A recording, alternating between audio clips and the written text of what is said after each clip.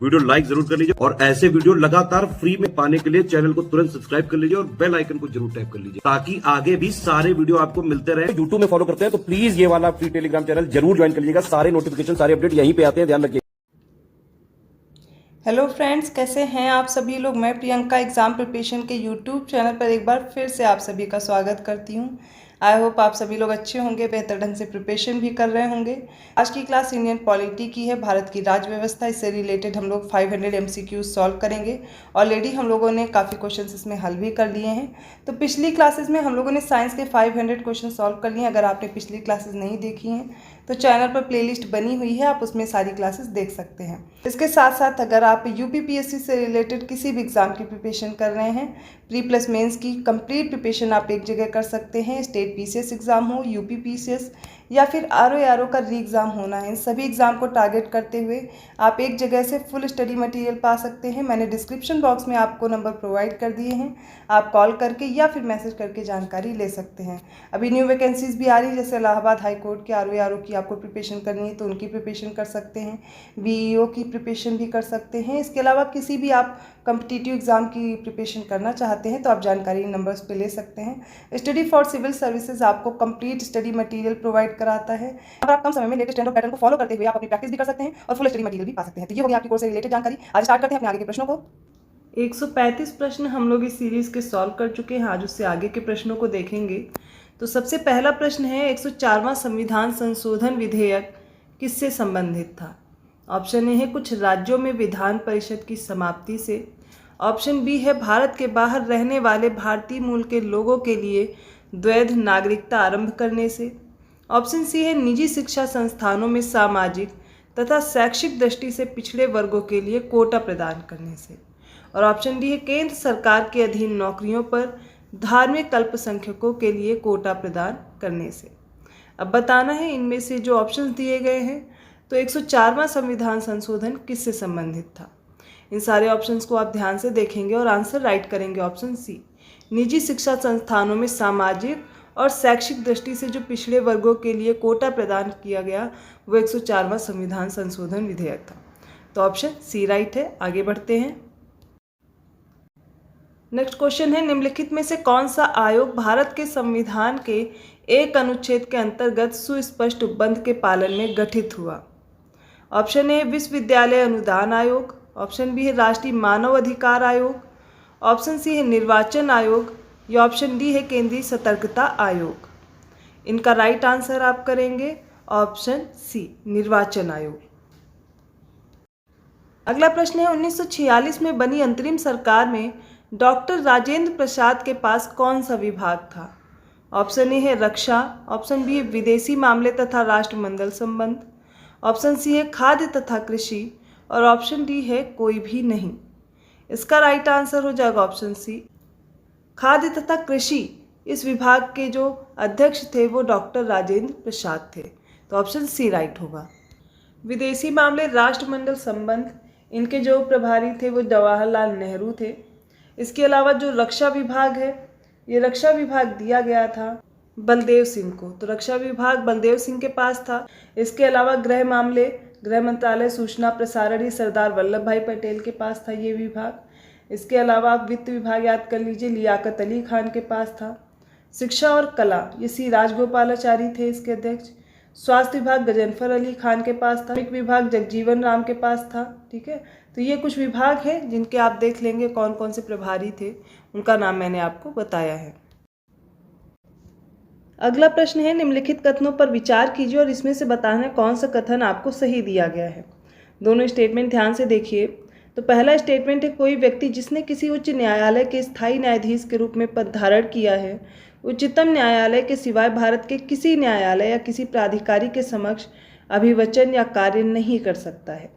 Second statement है, कोई व्यक्ति भारत के किसी उच्च न्यायालय के न्यायाधीश के रूप में नियुक्ति के लिए अर्हित नहीं है यदि उसने भारत के राज्य क्षेत्र में कम से कम 5 वर्ष तक न्यायिक पद धारण नहीं किया है। और इनमें से देख करके बताना है कौन सा स्टेटमेंट आपको करेक्ट दिया गया है। इसमें राइट आंसर आप चूज़ करेंगे ऑप्शन डी, ना तो पहला कथन सही है और ना ही दूसरा कथन सही है। कैसे, तो समझिए। कोई भी व्यक्ति जिसने उच्च न्यायालय के स्थायी न्यायाधीश के रूप में अगर पद धारण किया है तो वो उच्च न्यायालय और उच्चतम न्यायालय दोनों जगह वो अपने अभिवचन का कार्य कर सकता है, ठीक है। और ऐसा वो रिटायरमेंट के बाद करता है। क्या होता है कि अगर उच्च न्यायालय का सेवानिवृत्त न्यायाधीश है तो किसी उच्च न्यायालय हो या फिर उच्चतम न्यायालय हो, इनमें कार्य कर सकता है। ऐसा किया गया था कॉन्स्टिट्यूशनल अमेंडमेंट नंबर 7, ये 7th कॉन्स्टिट्यूशनल अमेंडमेंट आया था 1956 में, उसके ज़रिए से। जो सेकंड स्टेटमेंट है, इसमें बताया गया है कि एक व्यक्ति भारत के किसी उच्च न्यायालय के न्यायाधीश के रूप में नियुक्ति के लिए अर्हित नहीं है यदि उसने भारत राज्य क्षेत्र में कम से कम 5 वर्ष तक न्यायिक पद धारण ना किया गया हो। यहाँ पर जो टाइम दिया गया 5 वर्ष का, ये गलत दिया है। कम से कम 10 वर्ष तक उसने न्यायिक पद धारण किया हो तभी वो योग्य होगा।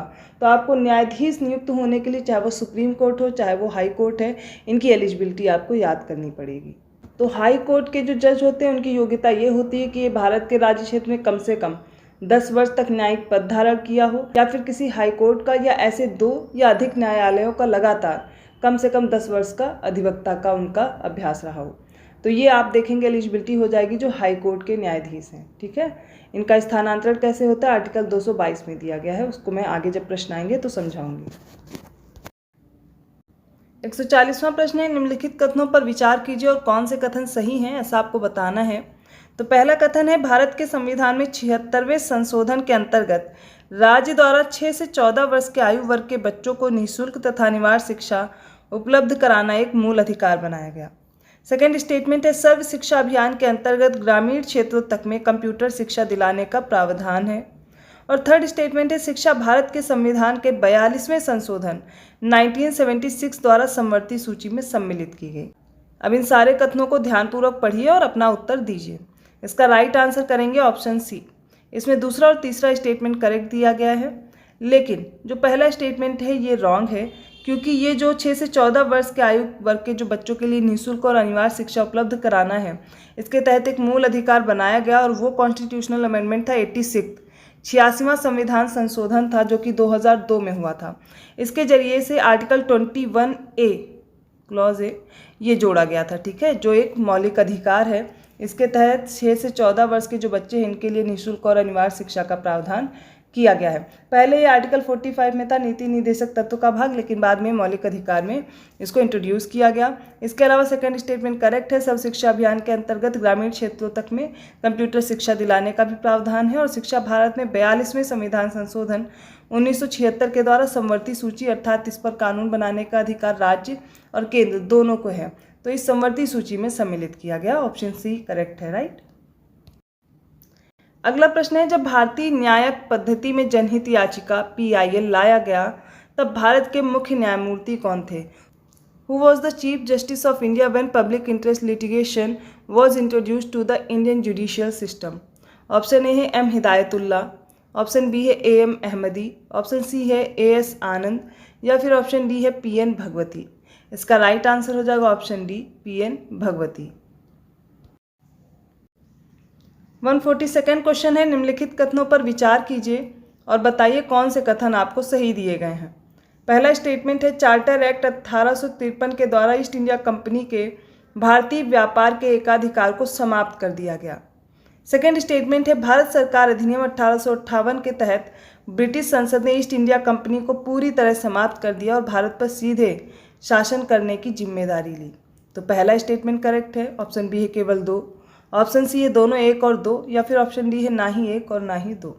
इसमें आप करेक्ट करेंगे option B, second statement correct दिया गया है, लेकिन फर्स्ट स्टेटमेंट आपको गलत दिया गया है। क्यों? क्योंकि चार्टर एक्ट 1813 आया था जिसके द्वारा ईस्ट इंडिया कंपनी का जो भारतीय व्यापार का एकाधिकार था वो समाप्त हो गया। केवल चीनियों के साथ और चाय का व्यापार इसका केवल एकाधिकार दिया गया, लेकिन जब 1833 का चार्टर आया तो पूरी तरह से इनका एकाधिकार समाप्त कर दिया गया था। तो पहला स्टेटमेंट इसलिए इनकरेक्ट हो जाएगा। दूसरा सही दिया गया है, जो 1858 के तहत जो भारत सरकार अधिनियम आया था, 1857 की क्रांति के बाद क्या होता है, 1858 का भारत सरकार अधिनियम आता है जिसके तहत ब्रिटिश संसद ने ईस्ट इंडिया कंपनी को पूरी तरह से समाप्त किया था और सीधे जो भी शासन था भारत में, जो शासन था वो सीधे अपने हाथ में ले लिया। तो ऑप्शन बी करेक्ट है, राइट। 143rd क्वेश्चन है, प्रथम लोकसभा के अध्यक्ष कौन थे? ऑप्शन ए है हुकुम सिंह, ऑप्शन बी है GV मावलंकर, ऑप्शन सी है KM मुंशी, या फिर ऑप्शन डी है UN ढेबर।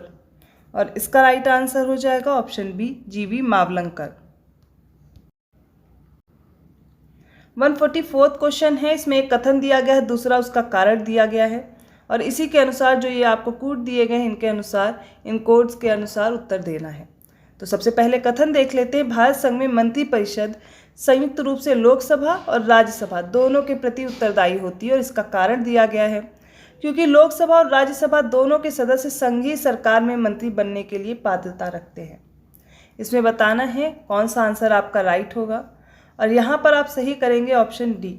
जो कथन है वो गलत दिया गया है लेकिन कारण सही दिया गया है कि लोकसभा और राज्यसभा दोनों के सदस्य संघीय सरकार में मंत्री बनने के लिए पात्रता रखते हैं। भारत संघ में मंत्रिपरिषद संयुक्त रूप से लोकसभा के प्रति उत्तरदायी होती है, ना कि लोकसभा और राज्यसभा, इसलिए पहला जो कथन आपको दिया गया था ये गलत है। यहाँ पर आप राइट करेंगे ऑप्शन डी। 145 क्वेश्चन है, निम्नलिखित कथनों पर विचार कीजिए और सारे कथन देख करके आपको सही उत्तर देना है। तो पहला स्टेटमेंट है लोक लेखा समिति अध्यक्ष लोकसभा अध्यक्ष द्वारा नियुक्त किया जाता है और सेकंड स्टेटमेंट है लोक लेखा समिति में सभा सदस्य राज्यसभा सदस्य और उद्योग तथा व्यापार के कुछ जाने माने व्यक्ति सम्मिलित होते हैं। इनमें से कौन से स्टेटमेंट आपको करेक्ट दिए गए हैं देख करके बताना है और इसमें आप करेक्ट आंसर करेंगे ऑप्शन ए। केवल पहला स्टेटमेंट करेक्ट दिया गया है कि लोक लेखा समिति अध्यक्ष लोकसभा अध्यक्ष द्वारा नियुक्त किया जाता है, लेकिन जो सेकंड स्टेटमेंट है लोक लेखा समिति में सभा सदस्य राज्यसभा सदस्य और उद्योग तथा व्यापार के कुछ जाने माने व्यक्ति सम्मिलित होते हैं, लेकिन लोक लेखा समिति में 22 सदस्य होते हैं जिनमें से 15 लोकसभा से होते हैं, ठीक है, और जो बाकी के हैं वो किस में होंगे 7 सदस्य राज्यसभा से। इसीलिए सेकंड स्टेटमेंट इनकरेक्ट है और पहला आंसर राइट हो जाएगा ऑप्शन ए। 146 क्वेश्चन है, इसमें पूछा गया है इसमें से कौन सा संविधान संशोधन अधिनियम था जिसके द्वारा केंद्र और राज्य में मंत्रियों की परिषद का आकार लोकसभा में सदस्यों की कुल संख्या का 15% से अधिक नहीं होना चाहिए और विधानसभा में भी। तो बताना है कौन सा कॉन्स्टिट्यूशनल अमेंडमेंट था। ऑप्शन ए है 91, ऑप्शन बी है 93, ऑप्शन सी है 95 और ऑप्शन डी है 97। इसमें आप उत्तर सही करेंगे ऑप्शन ए 91। 147 क्वेश्चन है भारत के संविधान के अनुच्छेद 360 के अधीन वित्तीय आपात से संबंधित निम्नलिखित कथनों पर विचार कीजिए। पहला स्टेटमेंट है वित्तीय आपात की उद्घोषणा 2 मास की समाप्ति पर प्रवर्तन में नहीं रहेगी यदि उस अवधि की समाप्ति से पहले संसद के दोनों सदनों के संकल्पों द्वारा उसका अनुमोदन नहीं कर दिया जाता। सेकंड स्टेटमेंट है यदि वित्तीय आपात प्रवर्तन में हो तो भारत का राष्ट्रपति संघ के कार्यकलाप के संबंध में सेवा करने वाले सभी या किसी वर्ग के व्यक्तियों के, परंतु जिनके अंतर्गत उच्चतम न्यायालय और उच्च न्यायालय के न्यायाधीश नहीं आते हैं, उनके वेतनों और भत्तों में कमी करने के लिए निर्देश देने में सक्षम है। बताइए इनमें से कौन सा स्टेटमेंट करेक्ट दिया गया है और इसका राइट आंसर हो जाएगा ऑप्शन ए। केवल पहला स्टेटमेंट इसमें राइट दिया गया है और दूसरा स्टेटमेंट रॉन्ग है।